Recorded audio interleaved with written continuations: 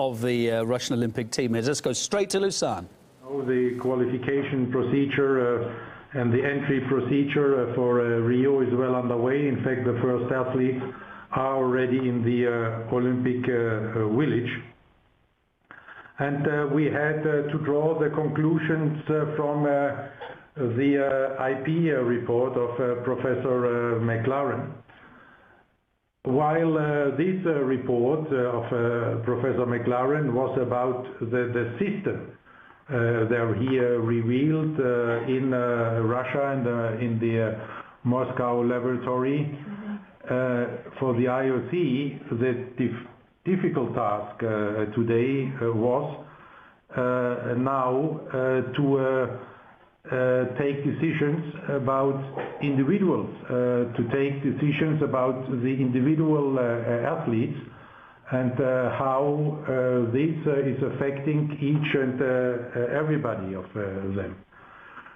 In this context, we had once again to balance the collective responsibility as a concept and the individual justice to which every human being and every athlete is entitled to. As a result, you can see in the decision we have reversed there the presumption of innocence for the Russian athletes, in this way making them assuming collective responsibility for what has there happened according to the McLaren report. On the other hand, again, natural justice requires that an individual must at least have the chance to rebut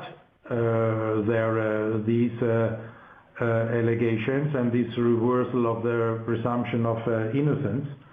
And therefore we have set the bar to the limit by establishing a number of very strict criteria which every Russian athlete will have to fulfill if he or she wants to participate in the Olympic Games Rio 2016. And I think in this way we have balanced on the one hand the desire and need for collective responsibility versus the right to individual justice of every individual athlete. And if you have questions, of course, I'm ready to answer. Thank you very much, President. So if you would like to ask a question, please press star and 1. We already have quite a few. Let's go first to Martin Ziegler from The Times. Martin. Hello, Mr. Bach. Martin Ziegler here from The Times. Are you aware, Mr. Bach, that this decision is going to be viewed by a lot of people in the media and in sport as actually the IOC failing to protect clean athletes? Because what you're doing, you've had the Russians have almost laughed in the face of the Olympics at Sochi, and you don't seem to be taking any strict action against Russia at all. No, this is not about expectations. This is about doing justice to clean athletes all over the world. And in this way, we protect these clean athletes because of the high criteria we set for all the Russian athletes. These may not please everybody on either side, and I have seen that the Times has started a campaign there with a letter for a different result today, but still the result today is one which is respecting the rules of justice and which is respecting the right of all the clean athletes all over the world. Thank you. Next, we're going to go to Rai, to Novella Calegares, please. Novella, your question. Hello? You heard me? Okay. Yes, go ahead, please. Yeah.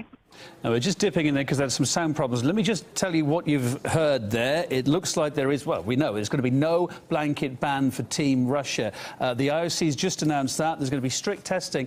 It's in the middle of a not very good, but it's telephone quality, a media conference there. Thomas Bach was speaking. I gather they had a small technical problem. Let's see if we can get back into that now, because they're in the middle of a Q&A. Maybe more details will come out. Let's see, guys, if we can listen in again. Oh, No, I gather that was that. Well, anyway, we know the big news, the good news, it would seem, on the face of it, certainly for Team Russia, there's not going to be a blanket ban, but there's going to be a lot of rigorous testing here. But this is certainly going to be a huge, Ilya Petrenko, breath of air for Team Russia. So many of these guys who've worked so hard, so long, and have got nothing to do with doping and completely abhor it.